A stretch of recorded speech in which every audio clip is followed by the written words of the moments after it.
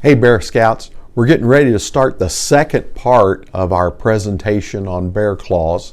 I hope you enjoyed the first one, and we're going to continue that adventure right now.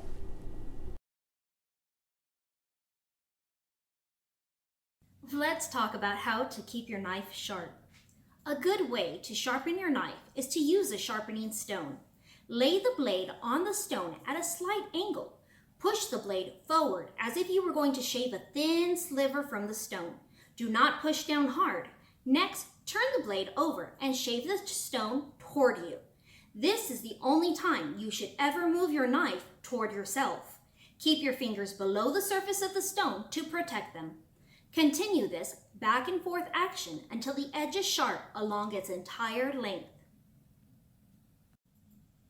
When whittling, you need to make stop cuts. Here is a secret to use when you are whittling. Before you make a shaving cut, make a stop cut. At the place you want the shaving to stop, cut straight down with your knife. Press down till the cut is as deep as you want the shaving to go.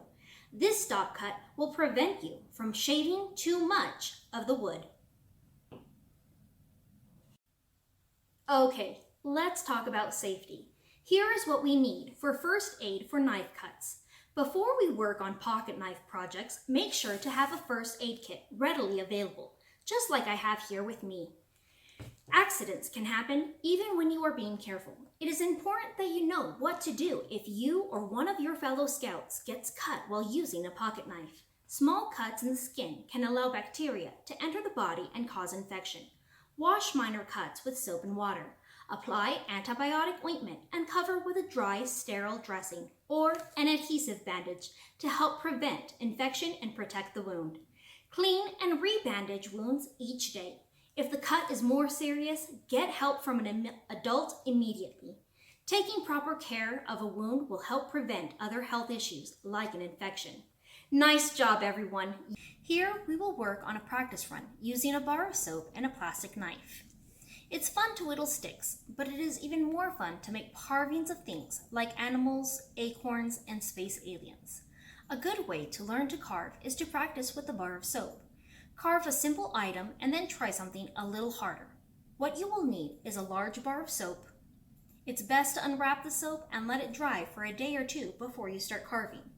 A pocket knife, or in our case, a plastic knife. A pencil, and a sheet of tracing paper or wax paper for sketching a design, or a pre-printed pattern, as such. Last, you'll need a tray to work on. This will keep chips and shavings from going everywhere. Here's what we're going to do.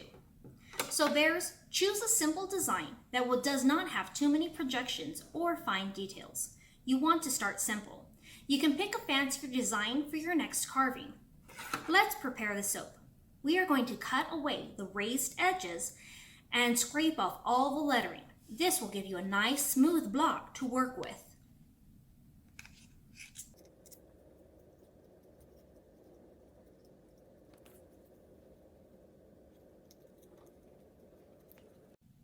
Okay, now that I've gone ahead and made a nice block, I've scraped off the lettering and smoothed the symbols.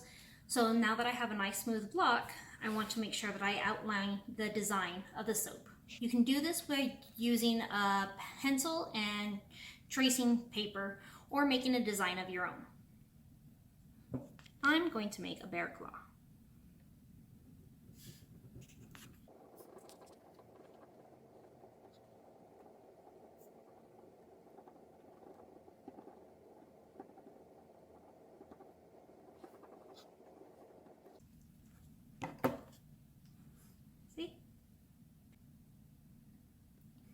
Next, I'm going to make my first rough cuts. I'm going to cut away small pieces and slices of the soap that are not part of the design.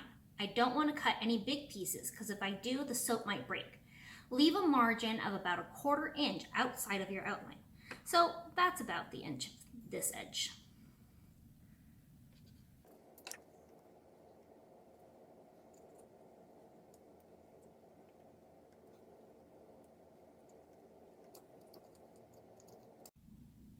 Now that we've done our rough cuts, we've got the basic outline of our design. Now we're going to shape the model. We'll continue to carve to get closer and closer to the outline. Keep turning, and we'll keep turning the soap to get all parts of our design evenly shaped. We don't want to focus too much on one part before we get to the other sections. Last, we'll want to polish our carving.